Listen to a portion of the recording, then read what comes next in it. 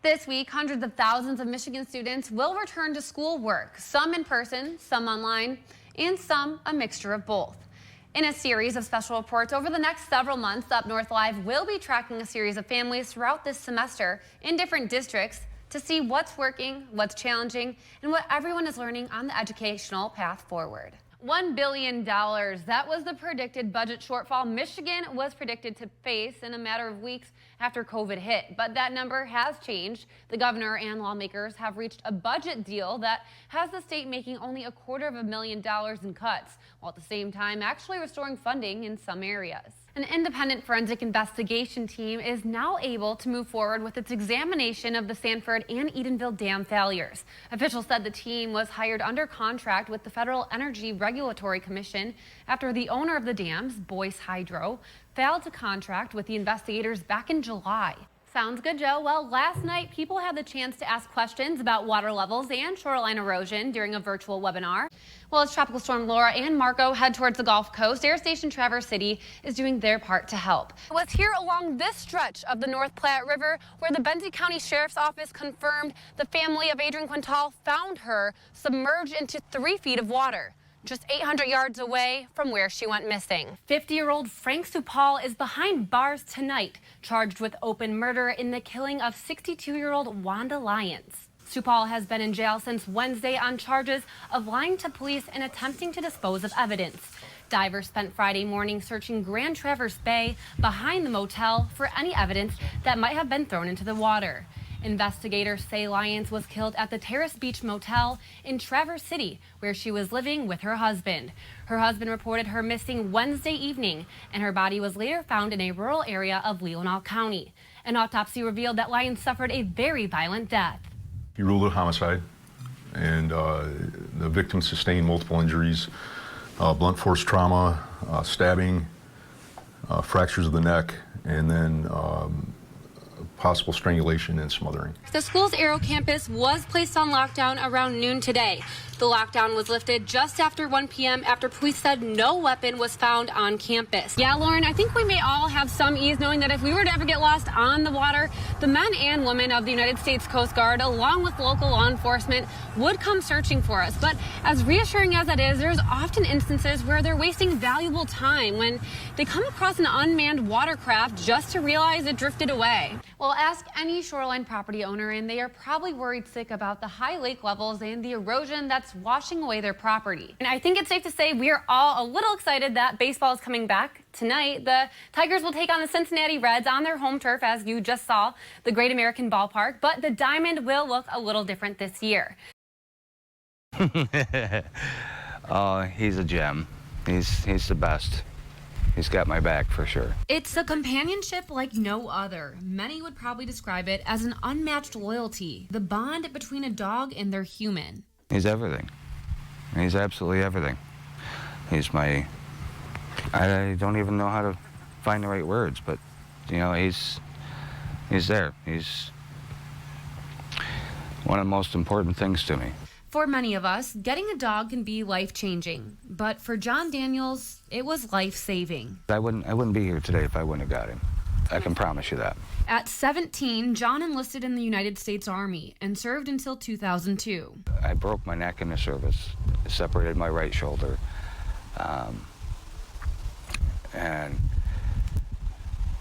I'm not always stable. Coming home is something John admits was a struggle, often reliving the terror he endured again and again. That stuff invades your mind. It'll show up when you least expect it. It's disruptive. It's disruptive to family. It's disruptive to a job. Something John's sister is fully aware of. When my brother came back, he tried so hard to just bounce back, but it doesn't work that way. When you have a flashback, you could be doing anything and it's in your mind and it's like you're somewhere else. But then John got Riker. If I'm having a hard time at night, he wakes me up, you know, he makes sure he's right by my side. When John finds himself in a tailspin, Riker gives him structure. He lets people know just to stay back, and that helped me start to mitigate in a public setting because I wouldn't go anywhere. He knows when John needs him. He came in at the best time because it was a time in my life when I wanted to give up. I didn't see a brighter day in my future. My brother would not be here today if he had not gotten Riker. I watched him fight for his life for 10 years, trying to get a grip on the damage done to the inside of his body from the chemical warfare. I can honestly say that he helped me through those dark days, and he still does. Moving towards a goal of helping other veterans who may be struggling. A service dog is probably one of the best things that a veteran could do for himself. None of them deserve to go through what I did. And if I can make a difference by helping these veterans get dogs, that's my new purpose. And I'll do everything I can. For Up North Live News, Kathryn Halvorsen. If I stay closed, my little business is going to be gone. And everything I worked for the last 30 years is gone. Tina Godfrey opened her doors Tuesday. She says bills need to be paid and working part-time at Meijer during the shutdown wasn't cutting it. I've worked with the public through this whole pandemic, and it just comes from I have a lot less customers in here than I do at Meijer. Meanwhile, she says she is keeping her customers safe and asking everyone to wear masks, limiting how many people are allowed in, and sanitizing as much as possible. You'll have to wait outside until somebody comes out.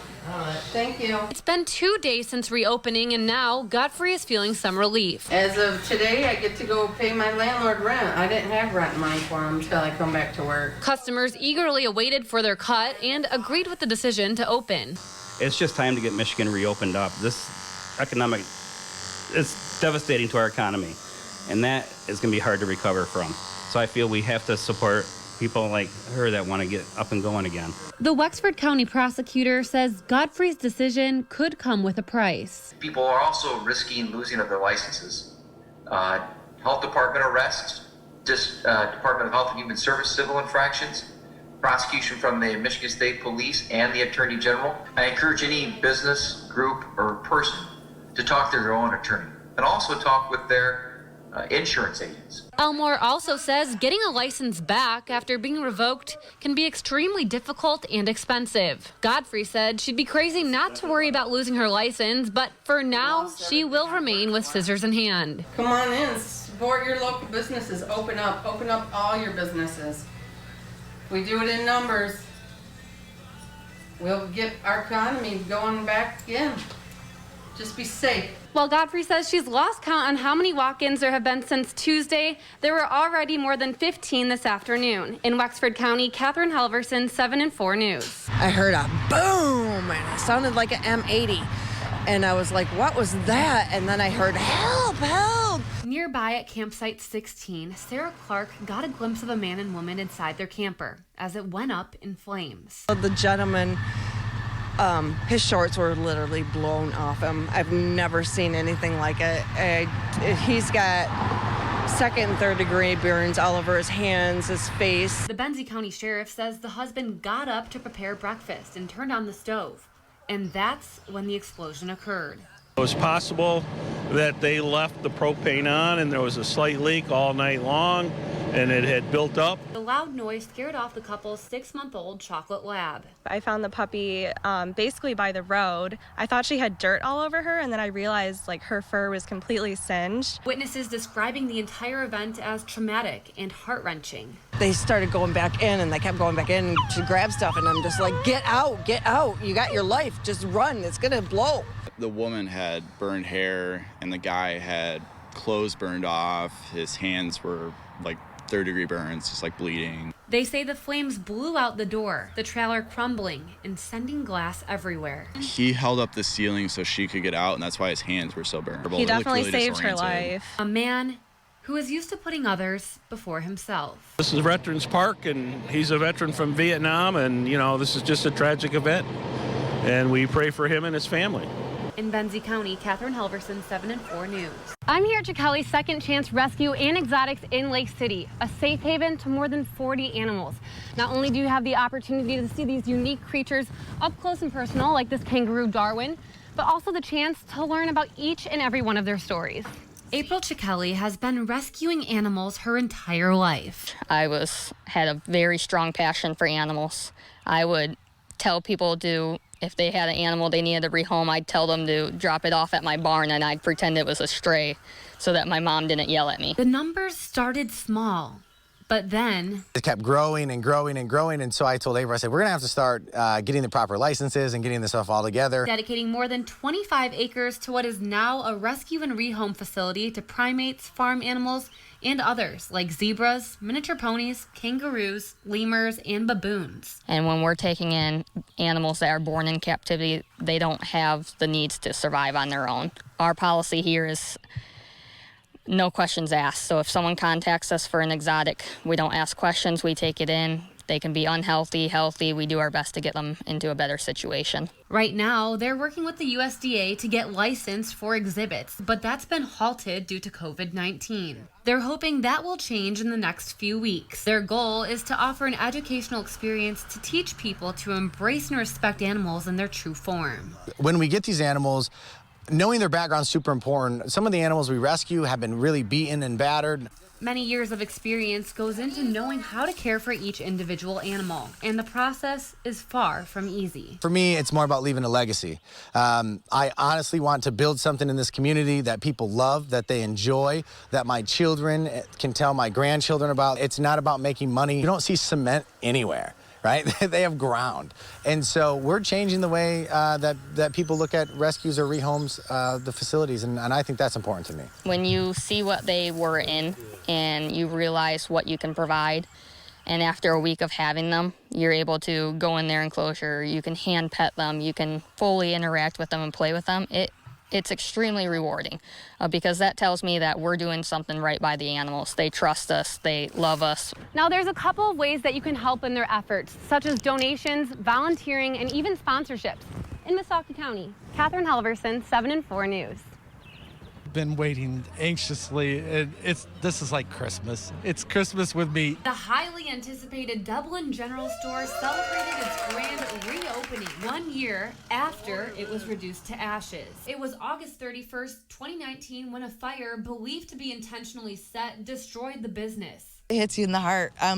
I woke up at 3 o'clock in the morning to see the pictures. It was my childhood store. The Dublin General has been a family business for 3 generations. Been coming here for 60-some years, and it's part of us. The Fisher family started planning to rebuild just days after the fire. We're very excited. It's been a long year. We put a lot of work into it, and the day is finally here. So we're really excited. We're excited for not only ourselves, but for the whole community. Dozens of people lined up before doors opened. I actually took the day off, drove up last night, slept in the woods in the van just so I could be here for opening day. Yeah. The new 43,000 square foot store will be open 7 days a week starting at 9 a.m. Well, we're ready. We're fully stocked. We're ready to go. It's a lot of work, but I said we have a lot of homemade products that people come here for. We're a destination for a lot of different people. It's amazing. So much support we're getting. Offering bigger aisles and more room for, well, what they're most known for. I got some maple turkey, I got some garlic and onion, and some Cajun beef. What do you got, man? I got a little sweet heat, and I got a little bacon jerky. The Fishers say they were able to bring back almost all of their 40 employees and were lucky to have had payroll insurance. And while workers are glad to be back, they are also feeling relief for the community of Wellston. Without Dublin here, a lot of us, grocery shopping got a lot harder. We had to make planned trips to be able to do things. Dublin is a gift to the community. The Fishers even receiving a special gift, a plaque with a 1935 peace dollar on it. That represents the year that Dublin opened, and it's the last year they made the peace dollar, and this is the 2020 Silver Eagle, which they've been making since 1986. And now customers say they have one request. Better stay here. Yes. Yes. People just don't be burning it down. In Manistee County, Kathryn Halvorsen, Up North Live News.